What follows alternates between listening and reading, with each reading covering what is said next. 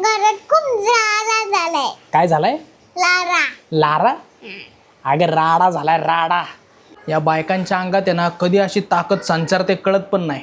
हे बघा बायकोने आज इकडे आहे ना सगळं असं साफसफाईचं काम काढलेलं आहे. हा इकडे डब्बे वगैरे ठेवायचा रॅक आहे, तर ते सर्व डब्बे आज बायकोने काढलेले आहेत. हे बघा सगळा असा इकडं पसारा करून ठेवलाय.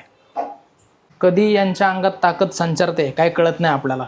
एरवी त्या खूप कंटाळा करतात, पण असं मधूनच कधीतरी ज्यावेळेस आपल्याला कंटाळा आलेला असतो ना त्यावेळेसच यांचं चालू होतं असं. मग काय तसंच घाण राहू द्यायचं. आता पावसाळा चालू होईल, मग सुकत नाही काय. हे घ्या तिथे वाळत ठेवा. आता हे डबे पण सुकत नाहीत का? हां तू इकडं असं वाळत घातलंस का? अरे वा खूप छान, व्हेरी गुड बब्बू. या चिवताईने कसे कपडे घातलेत बघा आज. हे बघा तिच्या टी शर्टवर काय आहे, एक छोटीशी दीदी. दीदी आहे आणि अशी मासावाली दीदी आहे का ती? आणि इकडे बघा सगळे असे मासेच मासे आहेत तिच्या कपड्यावरती. हा ती मासेवाली दीदी नाहीये. ती जलपरी. जलपरी आहे का? अरे वा. हळूच हळूच. सर्वात हो. बब्बू मम्मीने एवढा राडा का काढलाय आज सांग बरं? ऐकत डोण्याचं जेवण आहे. कशाचं? डोण्याचं जेवण. धोंड्याचं जेवण आहे. तर आज मित्रो जावयाला धोंड्याचं जेवण आहे, धोंड्याचं. त्यामुळं बायकोला वेळ मिळालेला आहे, कारण तिला दुपारचं जेवण बनवायचं नाही आहे आणि म्हणून तिने आज हा असा राडा काढलेला आहे. मला सांग धोंड्याच्या जेवणामध्ये काय काय असतं? सगळं असतं. आमरस, पुरणपोळी, भात, आमटी आणि स्पेशल असतात धोंडे. धोंडे असतात का? हो. आणि काही फटाके वगैरे त्यांनी मागवलेत का नाही? फटाके कशाला? अरे बाबा आजकाल हे चालू आहे, ट्रेंड चालू आहे. ते मुलगी आणि जावई वगैरे आलं ना मस्तपैकी सासू सासरे फटाके वगैरे लावतात, हारबीर घालतात. अजून काय सोन्या बिन्याचं काय आहे का नाही? काय नसतं सोनं बिनं, काय नाहीये. अरे असं थोडीच आहे, काहीतरी सोन्या बिन्याची अंगठी किंवा असं काहीतरी. काय नाही, फक्त जेवायचं आणि कपडे घ्यायचे आणि यायचं. हा हिला अशी काम आहेत पाहिले का? हा. असं काहीतरी सोनं बिन्याचं करायला पाहिजे का नाही? ते अधिक मास नाही, अधिक देखावा झालेला आहे. पूर्ण इंटरनेट वरती तेच चालू हा आहे. ना. ते अगदी लग्नाला करतात ना तसं काही ठिकाणी तो हॉल करून करतात. बापरे. नाही म्हणजे करावं असं चांगलं काही आहे, नाही. चांगलं आहे. हा. आपल्या मुलीचं स्वागत करावं, हा. आपला जो जावई आहे त्याचं स्वागत करावं, चांगलं असतंय नाही का? हा चांगलं आहे. कारण का माहितीये का? प्रत्येकाची हौस आहे. आपल्याला देखील मुली आहेत हम्म. नाही का, तर आपण देखील भविष्यात त्यांचं स्वागत करणारच आहे. हो. त्यामुळे चांगलं आहे. पण कसं होतं ना, ते सगळं बघून काही जण ते करू शकत नाहीत. काहींची हा. परिस्थिती नसते खरंच तसं करण्यासारखी. मग त्यांना ते वाईट वाटतं. वाईट वाटतं त्यांना, हा. कमीपणा वाटतो की बाबा बाकीचे हा. लोक असे करतात आणि आम्हाला असं करत नाहीयेत. हा. मग काही जण कशी अपेक्षा ठेवून असतात ठेवून असतात. सासूरवाडी करून, आहे ना? अशी अपेक्षा वगैरे ठेवू नये अजिबात. त्यांनी त्यांची सोन्यासारखी मुलगी हा. दिली, ह्यातच सगळं आलं. नाही काही जण आजकाल तसंच करतात, खूप अपेक्षा ठेवतात, मला हे दिलं नाही ते दिलं नाही, आणि मग ते भांडणं त्यांना ह्या अशा गोष्टी नाही केल्या पाहिजेत. कारण कसं आहे आपल्याला पण मुली आहेत, त्यानुसारच आपण विचार केला पाहिजे. कारण आज जर आपण दुसऱ्याच्या मुलीला त्रास दिला, एक गोष्ट लक्षात घ्या, कर्म फिरून येतात, उद्या आपल्या मुलीला कोणीतरी त्रास देणारच आहे. त्यामुळं आपण ती गोष्ट लक्षात ठेवूनच वागलं पाहिजे. जेवढी सेवा तुमची केली जाते जावई म्हणून तेवढी करून घ्यायची, गप बसायचं, आहे का नाही? कसं आहे ना, 3 वर्षानंतर अधिक मास येतो आणि हा म्हणजे पुरुषोत्तम मास असंही म्हणतात. विशेषतः भगवान विष्णूंचं विशेष महत्व असतं ह्या महिन्यामध्ये. आम्ही लहान होतो ना, माझी मामी अख्खा हा धोंड्याचा महिना पकडायची. आणि पुरुषोत्तम मासाचं ना एक छोटं पुस्तक असतं, ग्रंथ नाही म्हणता ना, एक पुस्तक असतं. जसं आपण गुरुवारची गोष्ट कशी वाचतो तसं ते पुस्तक असतं. आणि रोज 11 धोंडे करायचे छोटेसे. मग भले तुम्ही त्याच्यात साखर घालून का करेनात, मग एक गाईला द्यायचा, एक तुळशीला द्यायचा, देवाला द्यायचा. आणि ते ती कथा असते पुरुषोत्तम मासाची, त्याचं वाचन करायचं. खरा असा असतो हा पुरुषोत्तम मास. पण आता काय त्याचं सगळ्याच असं ठीक आहे, उत्सव करून टाकलाय, सेलिब्रेशन करून टाकलाय, पण चाल ठीक आहे. आता काळानुसार बदलावं. पहिली माणसं जसं श्रावण मास कसा पूर्ण पकडला जातो, तसा हा पूर्ण पुरुषोत्तम मासाचा उपवास केला जातो. आणि पूजापाठ खूप केलं जातं ह्या महिन्यामध्ये. देवदर्शन असेल, उपास तापास असतील, वाचन असेल, ग्रंथांचं वाचन असेल, ह्याच्यासाठी खरा हा महिना आहे. लहानपणीची आठवण आली मला. आज तिला स्वयंपाक वगैरे बनवायचा नसल्याने सगळा राडा करून टाकलाय. कुठं बसता बी येईना आणि काहीच करता येईना. हा ना. आणि गरम तर खूप होत आहे. गरम भरपूर होणार आहे माझी. पण चला कधी ना कधी एखाद दिवशी 4-6 महिन्यातून ही सगळी साफसफाई करावीच लागते. आता मीच हातपाय काढून बसले तर कोण करेल. हे तर काय हलणार नाहीत जागचे. नुसतं ते डब्बे वाळत घातले तरी खूप झालं माझ्यासाठी. चला खूप काम आहे मला. ह्या दोघांना काय त्यांचं चालूच आहे. तुझ्या तोंडाला ग्लो आलाय का ग?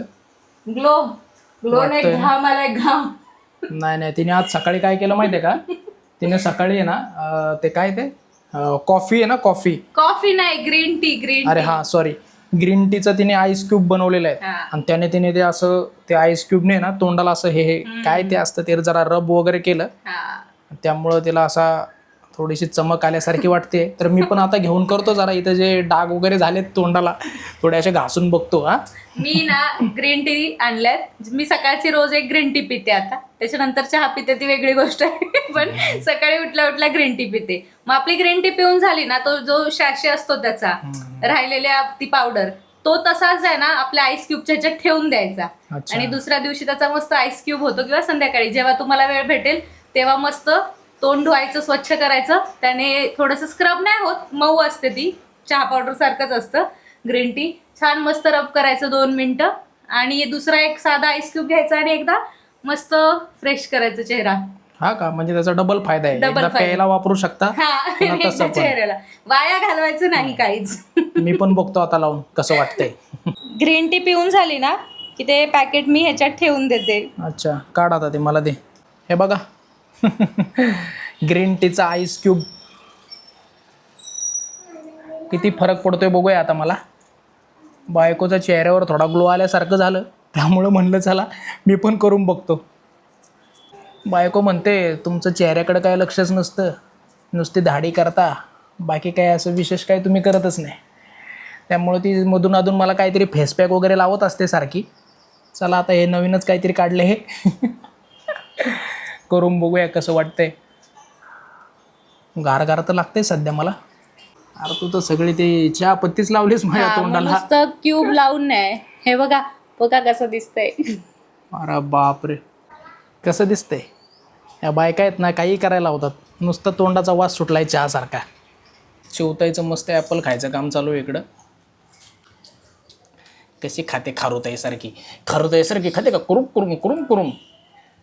आम्हा पुरुषांच्या तोंडाला आहे ना काही लावलं ना तरी काही फरक पडत नाही. सकाळी 10 वाजल्यापासून संध्याकाळी 6:30-7 वाजेपर्यंत आम्ही ऑफिसमध्येच असतो आणि घर खिडक्या वगैरे सर्व बंद असतं. तरी पण भिंतीवर बघा अशा किती जाळ्या झाल्यात, पाहिलं. हे बघा,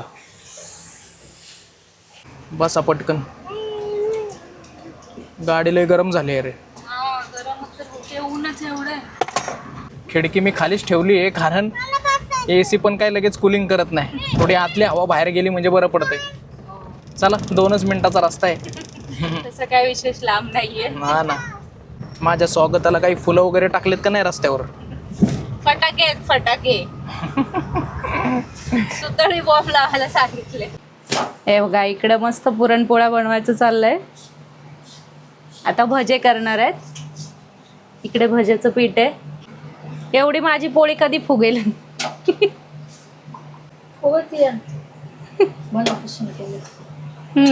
कशी केल्यास? मनापासून. मी अजून एकदा पण पोळ्या करून बघितलेल्या नाही आहेत एकटीने. त्याचं कारण हे आहे, हे प्रत्येकाला आम्हाला जेवायला बोलवतात त्याच्यामुळे आम्ही पोळ्याच करत नाही. तर आमचं धोंडे बनवायचं काम चालू आहे. काही जण हातावरचे बनवतात, काही जण असे लाटून पण बनवतात. आम्ही हातावरचे बनवतोय. धोंडे जेवणाला बोलून मलाच धोंडे बनवायला लावलेत.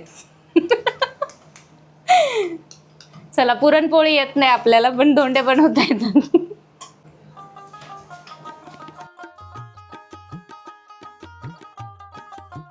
आता मेन पदार्थ तळण्याची वेळ आलेली आहे. धोंडे. शेवटचा पदार्थ राहिलेला आहे भजे.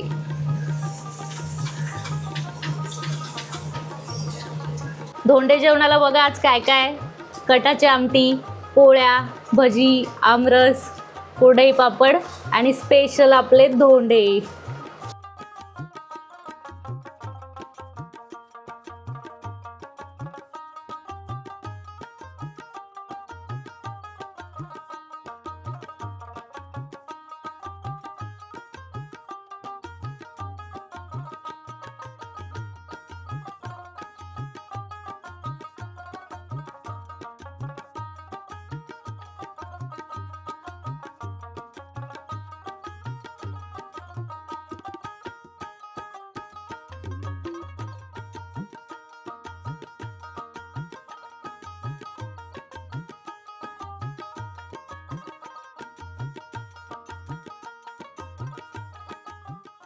आमचा धोंडे जेवणाचा कार्यक्रम झालेला आहे आणि आता हा जो काय खाली पसारा पडलेला आहे तो पसारा बायको बघून घेईल. मी तर आता आराम करणार आहे, कारण पोळ्या आमटी भात वगैरे सगळं खाऊन आहे ना मला आता असं एकदम झोप आल्यासारखं झालेलं आहे.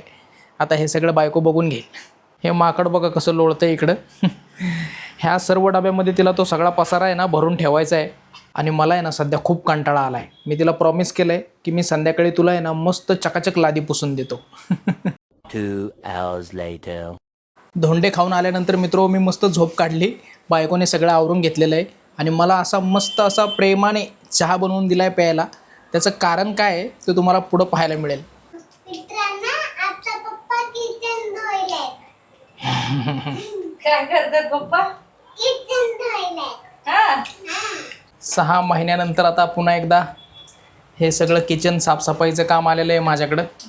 हे खाली खाली माझा हात पुरतो तिथपर्यंत मी साफ करते 4 दिवसाला 2 दिवसाला, पण हे वरती नाही ना मला चढता येत एवढं. तेलकट झालंय तेलकट. आता ते तेलकट तर होणारच. हा. तेलकटच होणार. तेलकट होणार. हा. व्हॉट इज दिस? नीट सांग बब्बू, इंग्लिश मध्ये काय बोलतात त्याला?